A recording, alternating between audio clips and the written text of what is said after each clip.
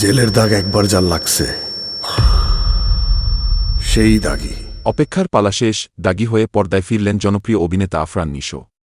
প্রায় 2 বছর পর নতুন সিনেমায় নতুন লুকে দর্শকদের সামনে হাজির হলেন তিনি। আসছে ঈদে মুক্তি পাচ্ছে নিশোর দাগি। আর আজ মঙ্গলবার বিকেলে প্রকাশ হয়েছে সিনেমাটির টিজার। 1 মিনিট 7 সেকেন্ডের টিজারে আফরান নিশোকে পাওয়া গেছে 3টি ভিন্ন রূপে ও পরিস্থিতিতে। সিনেমার তার চরিত্রের নাম নিশান। প্রথমে তিনি হাজির হন বড় চুলে, মাঝখানে তাকে পাওয়া যায় ছোট চুল বা স্বাভাবিকভাবেই, আর একদম শেষে তিনি হাজির হন কয়েদির পোশাকে। কয়েদি নম্বর 786।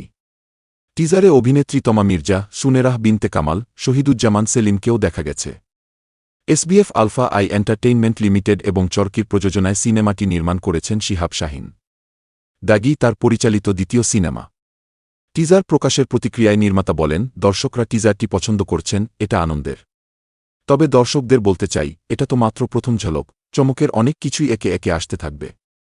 যারা আমার কাজ সম্পর্কে জানেন কিংবা সিনেমাটি নিয়ে যে প্রত্যাশা রাখেন, আশা করছি তার সবই পাবেন দাগিতে।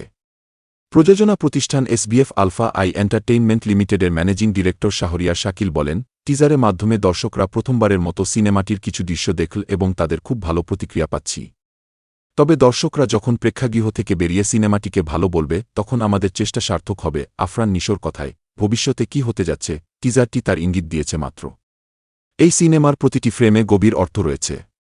দাগি কি এমন এক গল্প যা ভাগ্য এবং পরিণতি নিয়ে দর্শকদের মধ্যে প্রশ্ন তুলবে?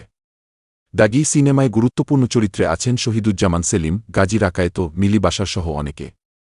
সিনেমাটি মুক্তি আর প্রায়শ্চিত্তের গল্প, এ ধরনের গল্প দেশের দর্শক দেখেনি বলে দাবি করেছেন নির্মাতা।